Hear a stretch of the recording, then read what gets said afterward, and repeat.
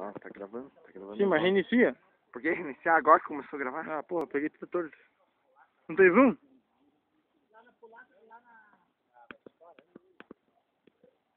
Agora não posso tocar o pé mais, né?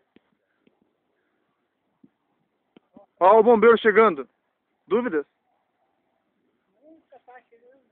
Não, tô escutando a corneta? É? Pô, mas o povão é lerdo pra enxergar as coisas, nós daqui enxerguemos. Olha lá o fogo lá.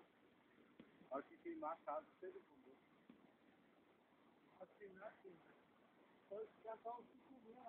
Você fica dando risada, mas tem alguém com o cu na estaca agora.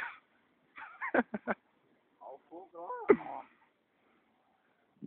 Ó, O bombeiro não quer. Não dá pra dizer que não quer. Não, dá pra tá queimando a cara. Dá pra dizer que nós dois, né?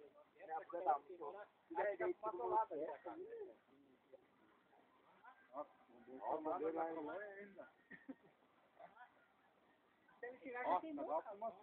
Ó a correria de gente.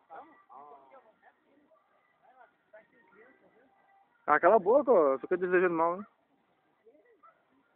Eu vi que lá na vila, ó, a mulher mostrou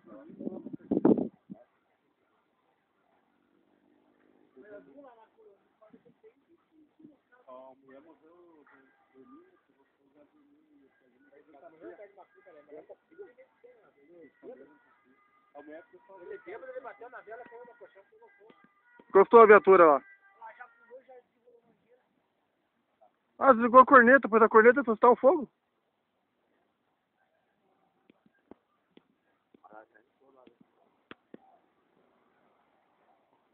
Ai, chegou meu herói.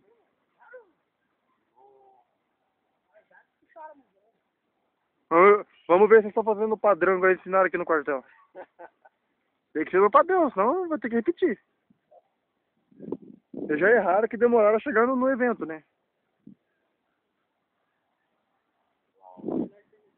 Alagar, apagar, vai acabar o fogo. Graças a Deus.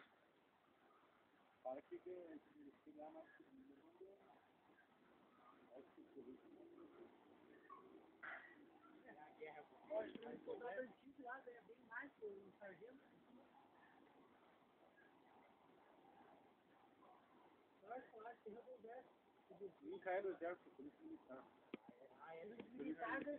O soldado ganha 1.800 para trabalhar 10 dias ainda.